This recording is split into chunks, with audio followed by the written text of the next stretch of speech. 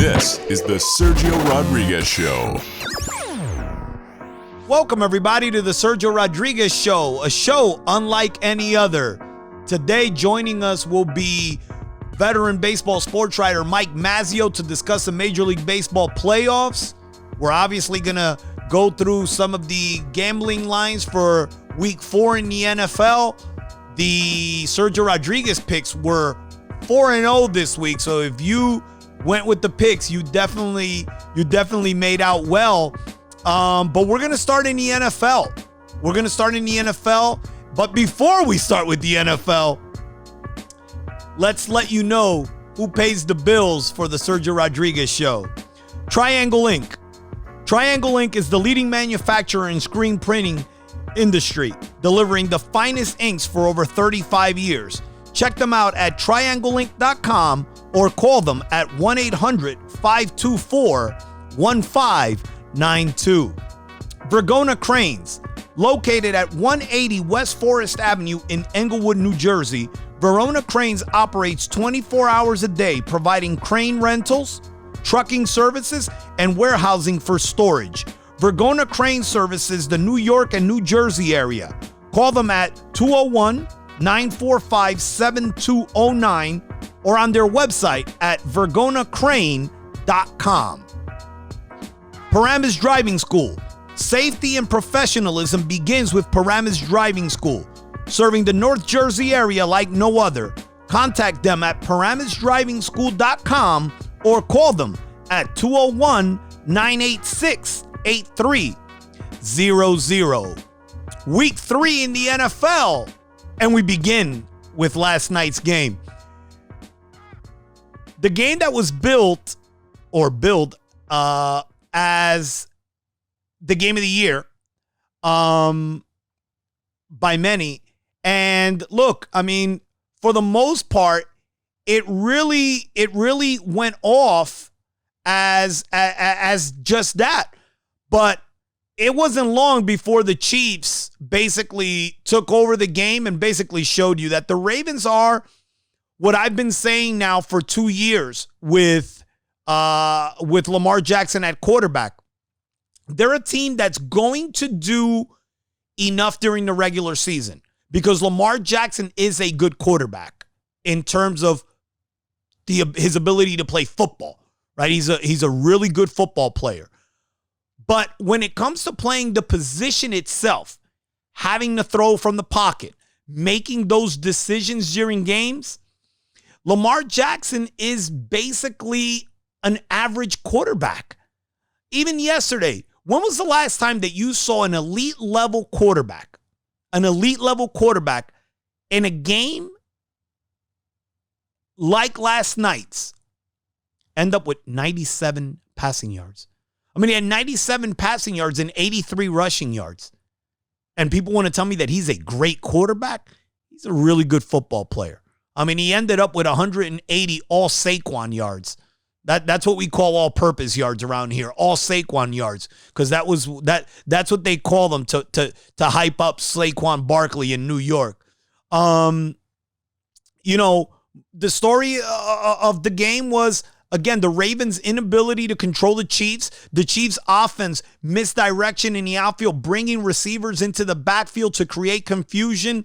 Mahomes, 385 with 4 touchdowns, 0 interceptions. Again, the guy, all he does is win, especially in September. Threw 4 touchdown passes to 4 different receivers. So he's sharing the ball, hard to defend. The Ravens lose a big game.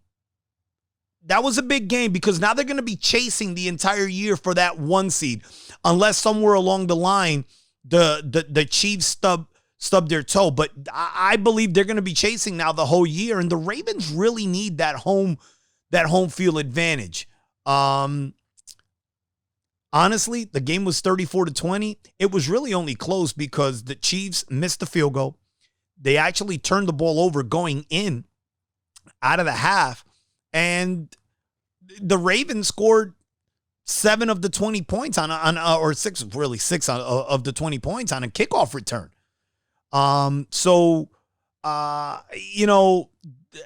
Again, Mahomes is just, he's at a different level right now. The Sunday night game was really entertaining. The Packers beat the Saints 37-30, and just like in the Chiefs game with Mahomes, Rodgers, 9 touchdowns, 0 interceptions, a phenomenal start to this year. Alan Lazard, who essentially took over for Devontae Adams, who was out with an injury. Big game, 6 catches for $146. Just making plays. The Saints got a good game from Drew Brees. I mean, Brees finished with close to 300 yards passing. He threw for 3 touchdowns, but they just could not make that one last play that would have actually, given them a chance to actually win the game. Kamara was phenomenal. 13 for 139. He ended up with 197 all Saquon yards. The Saints' next 4 games are at Detroit, the Chargers, Carolina, and at Chicago. So they have a chance. They have a chance to obviously get their wins. That's not going to be an issue for them.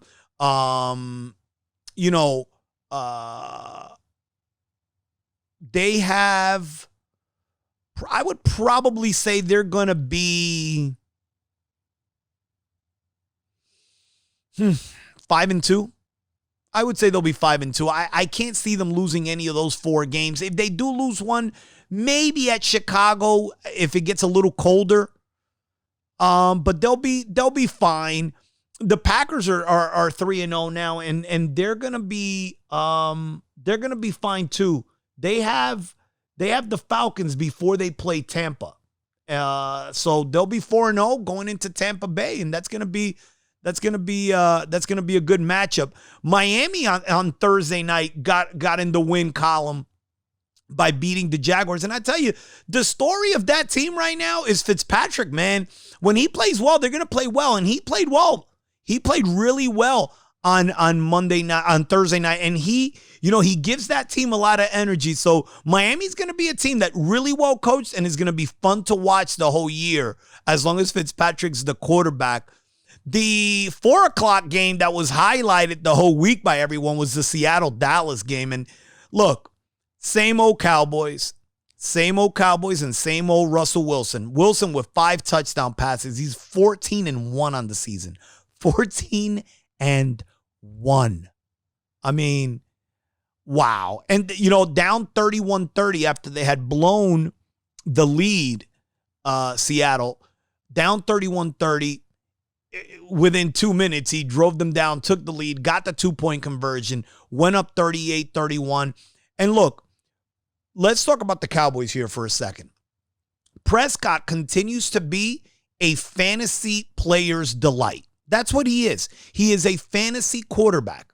A guy that will throw for a lot of yards because, hey, guess what? The team's always trailing with him quarterbacking because they find a way to score early, but then they take off 2 quarters seemingly every game, and then you got to play catch up. I mean, it is what it is. He's only got 5 touchdowns and 2 interceptions with all these points that the Cowboys have scored this year. But he's throwing for damn near 400 yards a game. But again, it's always during catch-up. The Cowboys are lucky that the East is terrible.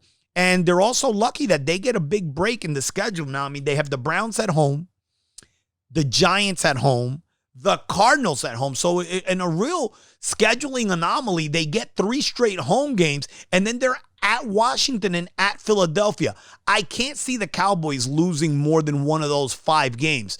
And that'll probably give them the separation that they need to really win the East, which is really terrible right now. But again, the Cowboys, new coach, same result. I said it when Jason Garrett was there. I wasn't one of these guys that wanted Garrett out because I could see that the issues that the Cowboys had were deeper than coaching.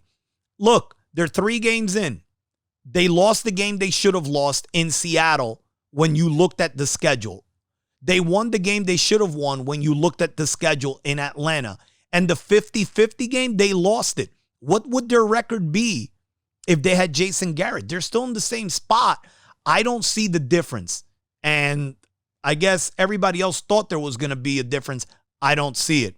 The Bears, I'll tell you, the Bears beat the Falcons 30-26. And the Falcons, again, they blow a 16-3 lead.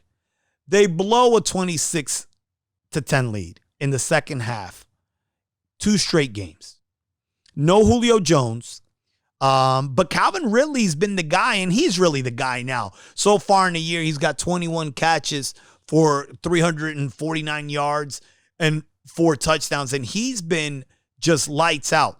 The Bears bench Mitch Trubisky for Nick Foles this game, which, again, made no sense to me. I don't see... Look, Foles is a great backup, but do they really think they're going to be playing this guy the whole year?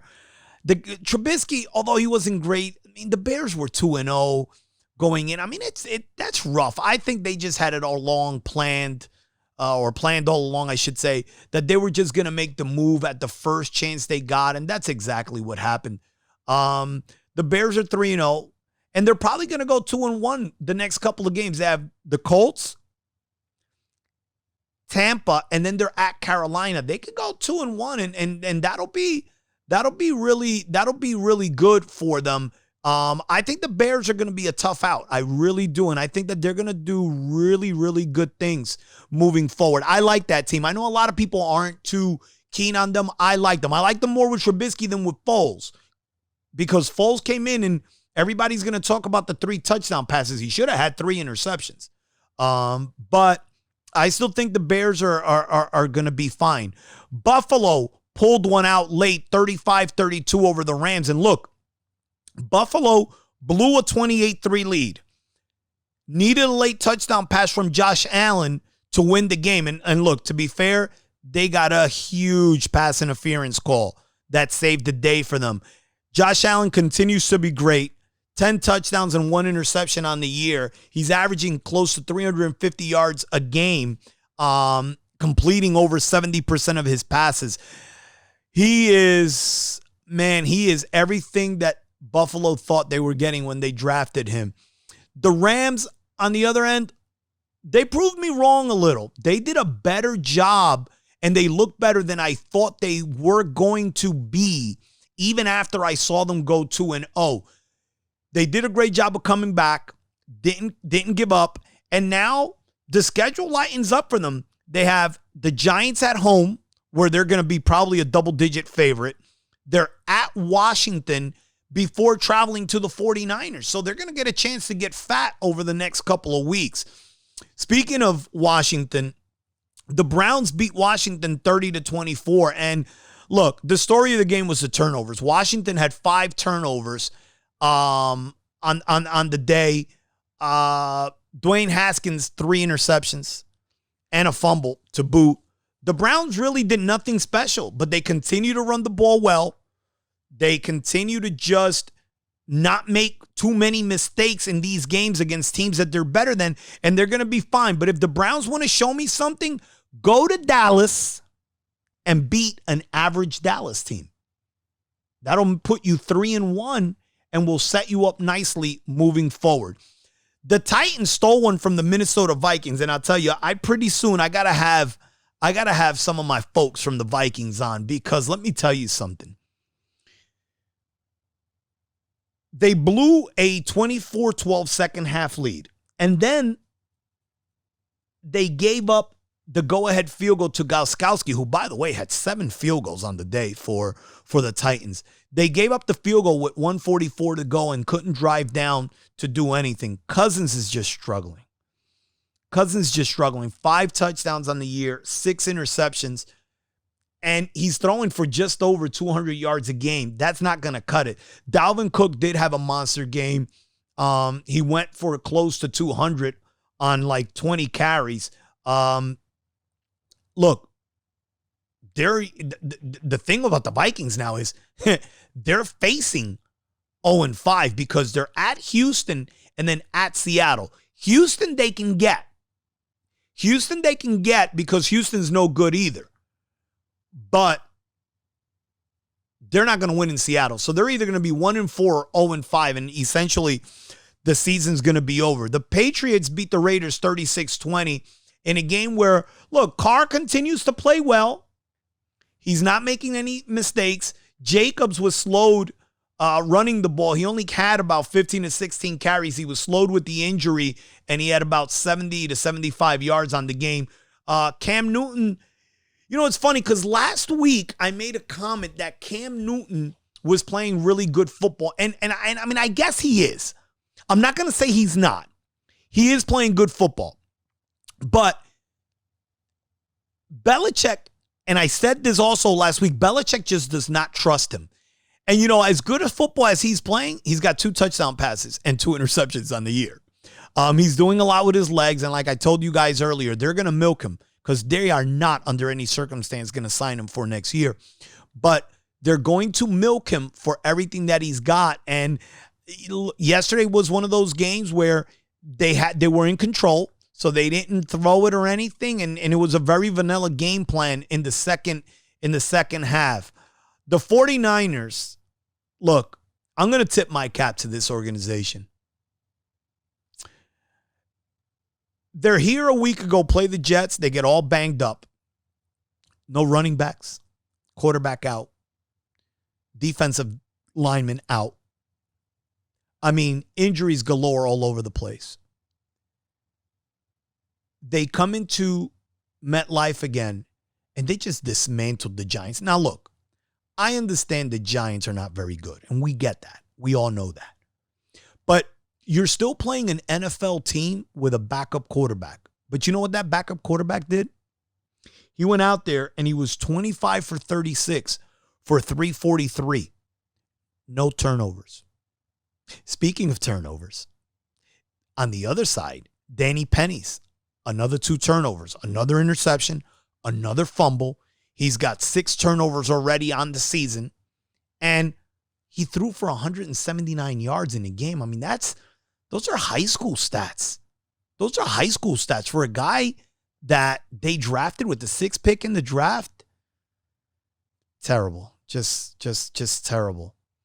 Speaking of terrible, how about Carson Wentz? My Lord, has Carson Wentz regressed to the point where, you know, I'm not even going to look at the fact that they tied the Bengals.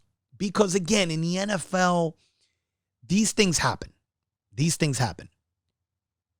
The thing that gets me is he missed 2 walk-in touchdowns. He's missing receivers all over the place. But here's the most important thing about that game with the Eagles. One thing is what we see while we're watching these games as on TV as analysts. But the Eagles in overtime, with about 1:30 left on the clock, had the ball at the Cincinnati 44. Their play call was so conservative, that they ended up getting a penalty when they set up to kick the field goal, which essentially was going to be a 59-yarder before the penalty, that the play call was so conservative that it just shows you what a lack of confidence they have right now in Carson Wentz. They were afraid he was going to turn the ball over in that spot. I mean, $100 million quarterback playing terrible right now. And every week that goes on, the whispers get, they are so lucky, and he is so lucky, and management is lucky that there are no fans in that stadium. Joe Burrow, another solid game. I mean, look, the kid's got 5 touchdowns on the year, 1 interception against the Eagles, 312, 2 TDs, no INTs. I mean, I'm really impressed with Joe Burrow. He's further along than I thought he was going to be. This year with the worst offensive line in the game. Pittsburgh 28-21 over Houston. And let's talk about our usual $39 million Watson. 2 touchdowns, 1 interception, and his usual 260 yards. 0-3 on the season. 4 touchdowns and 3 interceptions on the season. Okay, a quarterback rating of 61. $39 million. I told you a month ago, that was the mistake of a lifetime. Crime of the century, I called it. $39 million. Couldn't happen to a nicer team in Houston. The Steelers now are 3-0. And look, they're 3-0, and they're going to be at least 5-1. They're going to be 5-1 before they play the Ravens, and they actually have to go to the Ravens that game. But they're at the Titans, the Eagles, and the Browns. So I think they're at least going to go 2-1, and then going into Baltimore at 5-1. Baltimore might be 5-1. That's going to be a game probably for the 2 seed early for playoff positioning. Speaking of playoff positioning, something that's not going to happen in New York, playoff positioning. The Jets got just trounced by Indianapolis 36-7. And look, Darnold, hot and cold, showing you flashes like on the touchdown pass, but the 3 interceptions, it is a shame what that organization's done to that kid. Just embarrassing what they've done to that kid. And look, Indianapolis looks especially good. I mean, Indianapolis was good, especially defensively. I mean, they are going to be a really, really tough out as long as Rivers does not turn the ball over with this defense. They're going to be a tough out in the playoffs. Carolina went to the Chargers and beat them. Teddy Bridgewater, solid. That game ended 21-16. He was solid, stable. They didn't do much. Justin Herbert, I'll tell you, another good game. He threw for 330. He did have 1 turnover, did throw for 1 TD. But I'll tell you what did the Chargers in? The -4. The turnovers were just too much to overcome. Tampa Bay with a workmanlike 28-10 win. A real funny anomaly in this game. Mike Evans had 2 touchdown catches for 2 yards. 2 catches, 2 yards, 2 touchdown passes. Incredible. Normally you see that from like a tight end, but from a big play receiver, that was weird. Brady looked good. 297, 3 TDs. It was good. And Denver without Drew Lock is just not going to move the ball. They're just not going to move the ball. They don't have quarterback play. And now they have to go to the Jets on the short week. And that's never good for road teams on Thursday night. Detroit shocked Arizona 26-23, and leave it to Detroit to mess up somebody's season, because even though it's game 3, that's a bad loss for Arizona. It's a bad loss because the Cardinals needed that game in a division where 2 teams, one team is 3-0, 2 teams are 2-1. They added themselves to that 2-1 mix. Listen, you can't lose to Detroit if you're going to plan on making some noise in that division. Stafford played well, 2 touchdowns, 0 interceptions for Detroit. I'll tell you, Adrian Peterson still got something in the tank. He played really well. And look, now Arizona's got 3 road games. They're at Carolina, at the Jets, and at Dallas. I get it, not world beaters, but you're going to go on the road. You could lose 2 of those 3 games. Murray, I know a lot of people like Kyler Murray. I think he's a really good football player also. But he's got to watch the turnovers. 4 touchdown passes and 5 turnovers so far on the year. That is basically everything for the NFL in week 3. And look, again, the highlight of the week, without a doubt, the Kansas City Chiefs and the Green Bay Packers.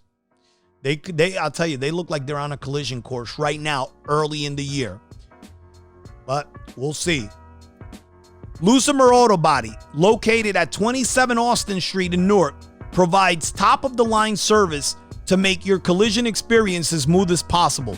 Go to lucimer.com or call them at 973-824-0113. JJ Farber and Lotman, providers of wholesale insurance at competitive prices for small and medium businesses. Go to jjfl.com or get an instant quote by calling 844 502-8923. M&J Luxury Inc. For the most unique experience in the medical transportation business, call M&J, located in New York City with over 1,000 cars at your disposal. Call them at 718-278-2222 or at 914-484-7264.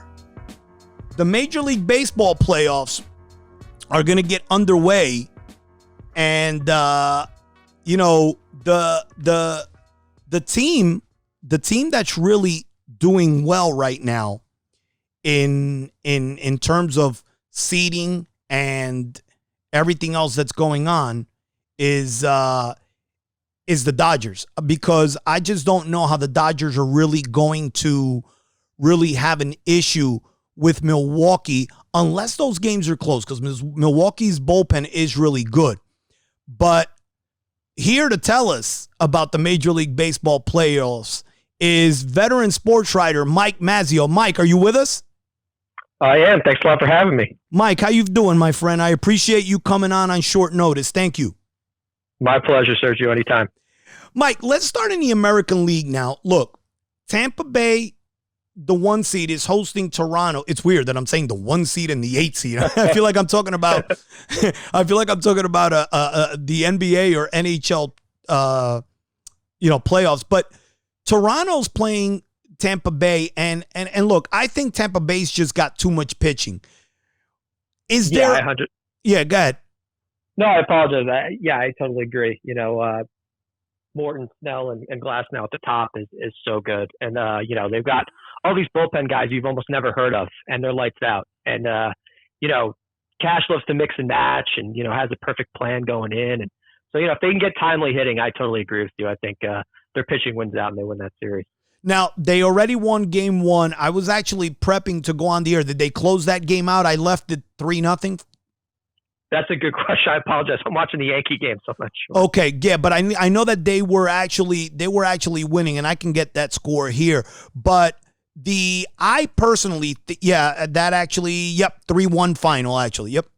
I just think Tampa Bay's got too much. In that other series of the high seed, I actually like the White Sox coming into this game. I thought they have a good matchup with Oakland, and they won game 1 today 4-1. Is there anything that I'm missing? Why do I find that the 7 seed is better than the 2 seed in that matchup? Yeah, I really thought maybe the A's would have a good shot in that series, but Giolito, he was dominant today. He took a perfect game into the 7th. Yeah. And threw a no-hitter this season. So they have, the ace, the dominant ace. Their lineup arguably is as good as the Yankees, if not better. They really have, guys who can just destroy the baseball. Getting Robert back, hopefully getting him going would be huge because he had the tough September. But they really are. They're loaded. Like you said, they could be the low seed, the Cinderella mid-major team that comes out of this thing. Because they really are good. I actually like them to go to the American League final against the Yankees. Actually, talk to me about Minnesota. Look, Minnesota year after year, there's no excuses. I'm sick and tired of hearing every year that they're good and they have a chance. Every year they get beat by the Yankees, and we get that. But they're not playing the Yankees now. And you're getting a Houston team who struggles to score runs in a major way, doesn't have Justin Verlander, and you still go out game 1. You can't hit, and you lose 4-1. Right, I know. And, it's crazy. Greinke didn't even give him any length. They pulled Greinke with 79 pitches, which was surprising, but the bullpen came in, did the job. Romo had the tough 9th inning. They were able to scratch some runs across, and they're in trouble again. Like you said, usually it's the Yankees, and you think this time may be different, but certainly a really strong performance by the Astros in that game 1, and now they're up against it, just like any team that loses a game 1 in a best of 3 series here. Do you see anybody beating the Dodgers in the National League? I do think the Reds, only because if their top 3 guys, Bauer, Gray, and Castillo, and they have some pretty nice hitting. I think they are a possibility. Whether it happens or not, I don't know. I mean, they still have to obviously advance, even past their series in the first round to set that up. I think that Milwaukee, if the games get late because of their bullpen, because of those two guys at the back end, if they can steal one of the first two games, listen, you get to a game 3, anything can happen. Sure. I mean, I don't know. The Dodgers are just loaded. So I'd be really surprised. But again, like you said, with the two back end guys that they have, as tough as it gets. So you're right. I mean, if they steal any of these teams steal a game, I mean, any of these underdog teams and the favorites up against it, you're going to be hearing all the criticism. Obviously you're in sort of a bubble, so it's not going to be as bad, but just you're going to be feeling that pressure that, it's only a 60-game season, but everything you did to get the 1 seed, all of a sudden 2 losses and you're gone. San Diego, again, a lot of young talent, energetic, a lot of offense, playing a team that traditionally all they do is win. Who wins that? Who do you like in that series? I think San Diego, but the problem obviously is that their 2 top pitchers are injured. You don't know when you're going to get Clevenger back. Are you going to advance far enough for him to come back and be a factor? I mean, you traded, I think it was a really good trade when they had to make, but the injury is so tough. I mean, do they have enough, starting pitching at the back end? That's the question. The offense is prolific. Correct. Well, that's that. Listen, they're going to have to hit their weight. We know that. In a series where I believe scoring is going to be a problem, Miami and the Cubs, I actually like Miami in that series. And I'm going to tell you why. I believe that those games are going to be close games. Watch tomorrow's game be 11-9. I believe that those games are going to be close games. I like Miami's speed and their ability to manufacture runs. Yeah, I mean, you watch them over the weekend against the Yankees. I mean, they're definitely pesky. They have a lot of good pitching. They have a fantastic manager. I mean, Mattingly should win, NL Manager of the Year, I think, going away, obviously, given all the COVID cases, all the guys they traded, everything they went through with the Jose Fernandez thing to trading everybody. I mean, the roster, if they had kept everybody, would have been a World Series contender. But the fact that they've, made the playoffs this quickly, yeah, I mean, they're dangerous. They have nothing to lose, and that's ultimately is the real Cinderella story. They're the mid-major team from middle of nowhere. You don't even know half the roster, just learning these guys' names for the first time. And they, if they make a run or do anything past these first couple games, which is an accomplishment and great experience for these guys, it would be a heck of a story given all they've been through. Yo, Mike, man, Mattingly is a good manager. Very good, man. Ooh, very good. Really. That last series there, I mean, you mentioned the Reds before, so I'm assuming you liked them. I mean, Atlanta's got a lot of firepower, man. You think that the Reds can get through them? Yeah, I mean, just because Atlanta's ace, going out early in the season, it's just so tough. I mean, Fried's great. But I do just wonder, Hamels is gone. I just wonder about their starting pitching, if they have enough. They're coming off a similar, really tough playoffs against the Cardinals last year when they just imploded. So that, that's going to be really tough. And I think, again, I just like the Reds because they're top 3. Just think of Bauer, Castillo, and Gray. I mean, that's as good as it gets, compared to Tampa's or the Yankees, whoever. The Dodgers, it's really good. So I don't know. I think the Reds could be dangerous. I mean, they ended the season on a really strong note. Whether that means anything, who knows in this truncated season. But, yeah, I think the Reds are going to win that series. Okay, let's talk about the Yankees here. Now, they're up 5-2 right now as we speak. Cole looks like he should have enough left in the tank to get them into the deeper part of the bullpen.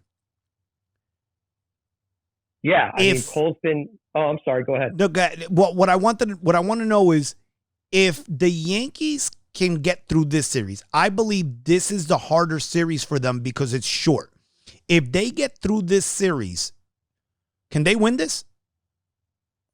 A lot of it depends on, the back end of the rotation, right? I mean, Cole is fantastic. He's not facing Naylor tonight. Naylor's gotten him a couple times, but he's been really good. He's been featuring that high fastball, and the upper 90s, and he's tremendous.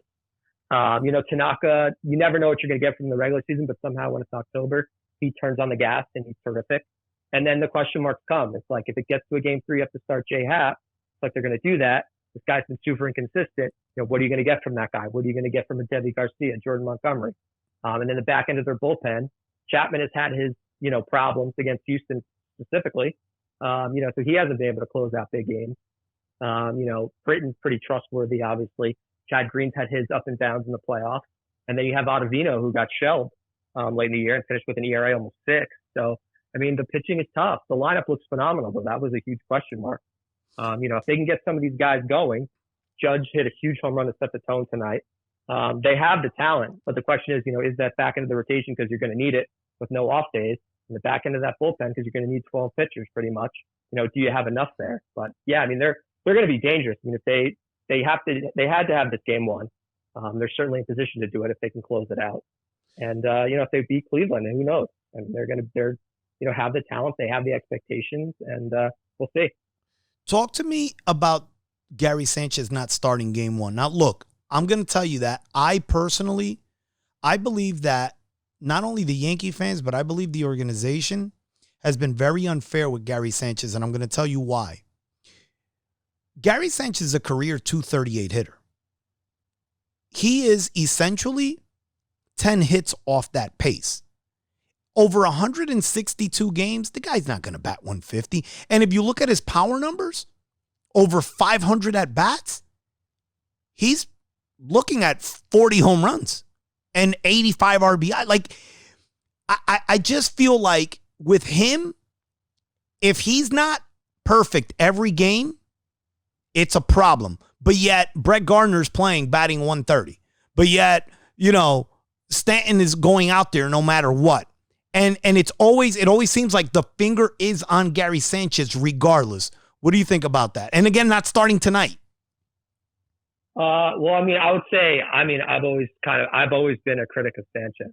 Okay. Like almost every scout you talk to says, this guy's not the answer behind the plate. And he's proven that, right? I think his OPS this season was 618, and his career playoff OPS is 608, which is unplayable almost. So he struggles behind the plate, especially to catch power guys. He, there was some stat I think at one point which was like, pitches called meatballs right down the plate. He's not touching these pitches. And he runs into one now and again. And, I used to think the guy could get out of bed and hit. When Girardi was the manager, he could. Even there was parts of last year when he did that. But obviously he hasn't been healthy. He struggled. And, clearly whether Cole went to the Yankees and said, I want to pitch to Higashioka, or the Yankees decided that, whatever. He's lost that. He's not starting game 1. Cole maybe doesn't trust him. And so, his future is really murky with the organization. I wouldn't be shocked if they moved on, unless he has a huge postseason. He's been a Yankee for 11 years since he was 16. So at what point do you just say, okay, that's enough? And the Yankees have backed him, defended him. Cashman has always come out and defended him. And again, maybe he hits. If he hits the postseason, nobody has any problems with what he does in the regular season. It doesn't matter, but he hasn't done that. But Mike, let me ask you a question. Where are you going to find a catcher who bats .238 with 35 home runs and 85 RBI? Because let me tell you something. I did a little spot, a little clip for when I was promoting the show, where I mentioned I can give you 5 what people would consider to be historically great defensive catchers who led the league in passed balls. Not to mention that last year, in 20 less games, Romine had more passed balls than Sanchez. And again, I'm not telling you that Sanchez is Yadier Molina, but my point is, I just think that his stuff gets magnified. And again, look, you're probably right. He's going to have to hit because that's his job essentially on this team. You can't be a poor defender and then bat 147. We get that. But like I said, I just feel like in a season where you're playing 60 games, it's kind of unfair. I remember a season where Jeter went and batted under 200 the whole first half of a season. He's done it 2 of the last 3 years where he hasn't hit. Yeah. Ever since Aaron Boone's there. 238 sounds nice. I think it's like probably 200. with Boone, since Boone's taken over for Girardi. Yeah. His last real full year where he was producing at the plate, and you thought when Gary Sanchez comes up, he's going to do damage, was 2017. And that's a long time ago. I know he had, a decent year last year. I think he's like an 840 OPS or something. But then, his playoffs was awful. I don't even think his OPS was 600. It's probably like 500. So again, I mean, if he's not going to hit and his defense is suspect, they moved his catching stance down to one knee. And, with a power pitcher like a Britton or a Chapman, I mean, I just late innings. I just don't know how you trust that guy because he just doesn't catch that power pitching. Cole, maybe doesn't trust him. So he's going with Higashioka. Maybe the Yankees decide they want to go with like a James McCann, or they decide they want to go after Real Muto if they can come with the money. I mean, that's Real Muto's the best catcher in baseball. He's out there. And that position is going to need addressing. At the end of the season, you have to know, is Gary Sanchez my guy? He has a huge playoff. Yes. If not, if he plays tomorrow and he goes 0 for 4 and, that's it. I don't know. I think you might have to move on and just decide, you know what?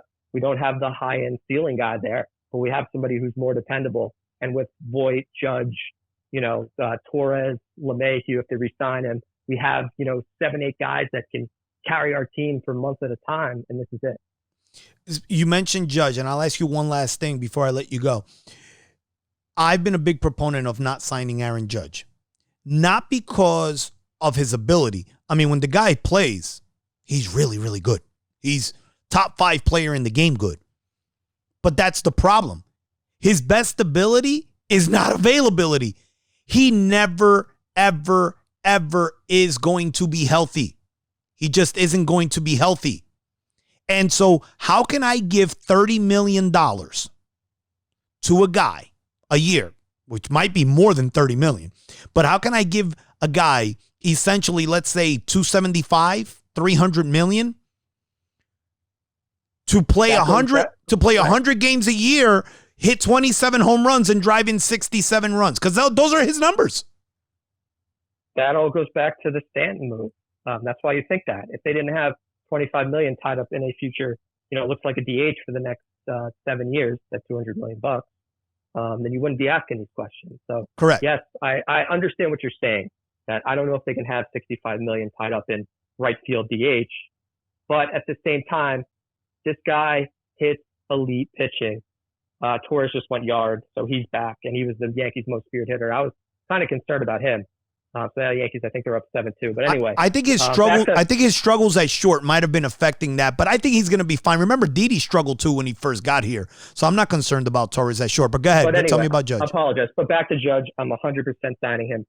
His last 3 postseason home runs are against Cy Young winners, right? He's hit David Price, he's hit Justin Verlander, he's hit Shane Bieber tonight, right? He sets the tone right away. Yankees are in trouble. Going into the series, we don't know what team they are.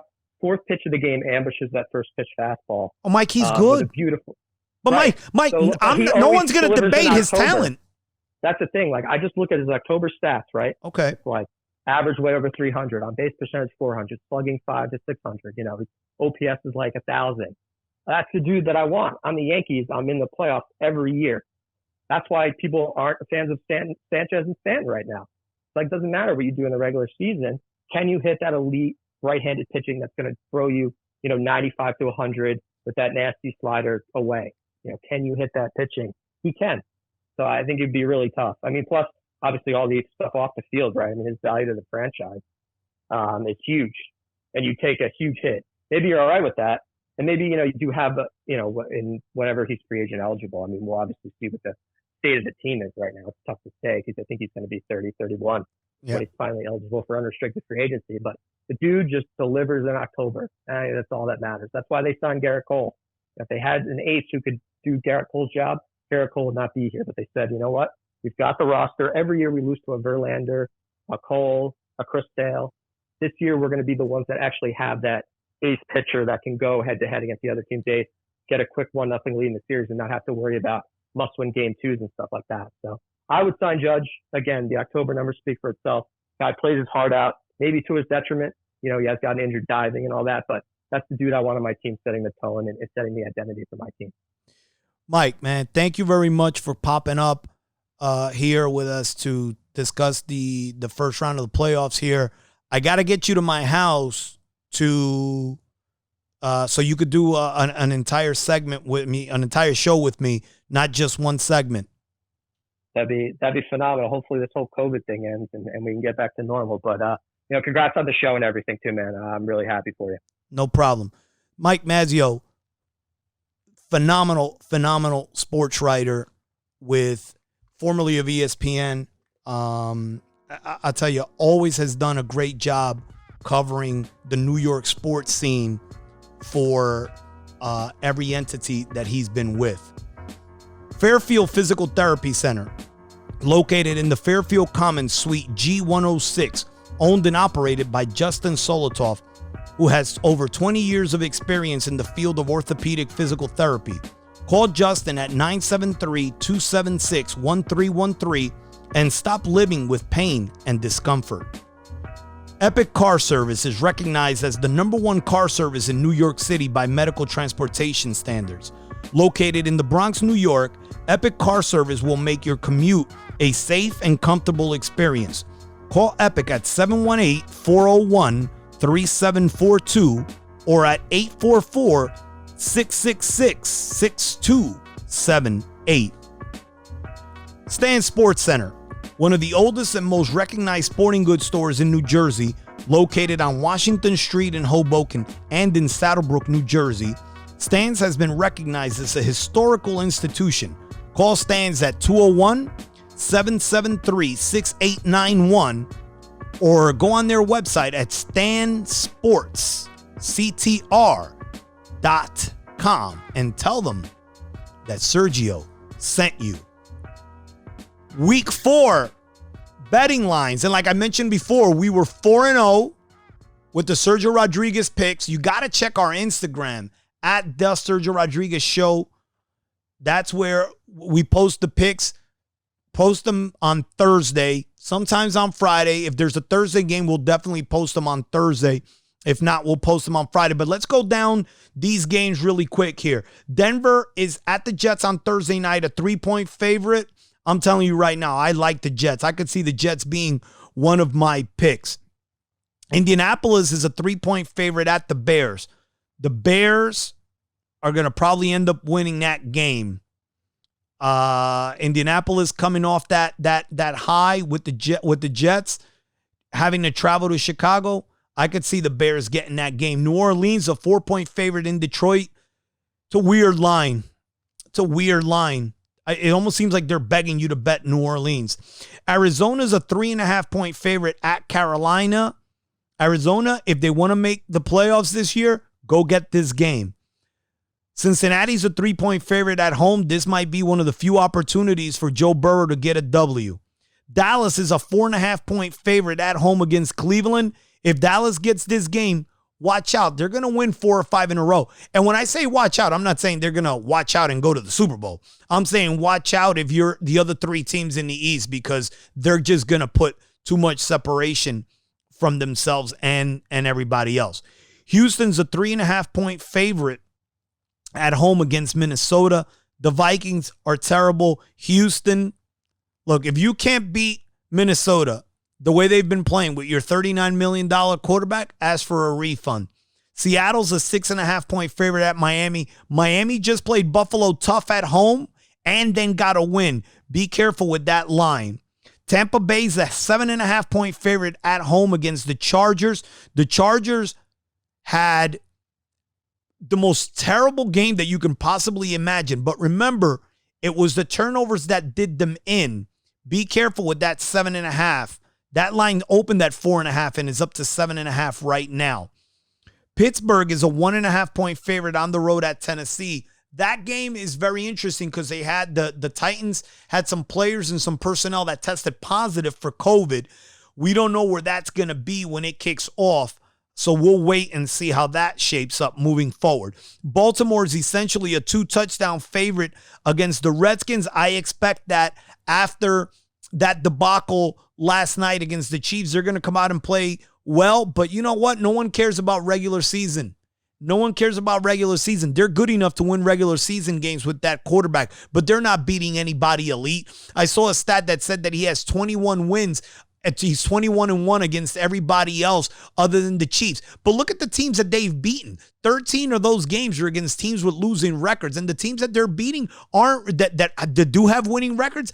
I don't know how many of those 8 wins actually those teams went to the playoffs. The Rams are a 13-point favorite at home against the Giants. Giants are terrible. Rams will roll. Kansas City's a 7-point favorite against New England. That's a big line. That's a big line. On a short week, they are at home. I think Kansas City's going to get them. I just don't know if New England can throw the ball enough to keep that game close. Buffalo's a 3-point favorite at Las Vegas.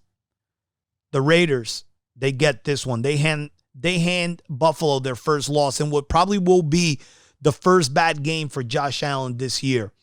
The 49ers are a 6.5-point favorite over the Eagles on Sunday night. A game that, listen, if you're the Eagles, if the Cowboys win, and you will know this going into that game, if the Cowboys win, you are essentially in a must-win game to save your season. Must win. Green Bay on Monday night, 7-point favorite against Atlanta. Atlanta still has a coach. I don't see how Dan Quinn is still employed. But Green Bay should roll. Aaron Rodgers, expect him to put on another show. And speaking of another show, that's what we just finished here. Thank you, everybody. My producer, Dennis Straub, doing everything. Yankees 7-2, bottom of the 5th. They should be okay with that bullpen. See you next week.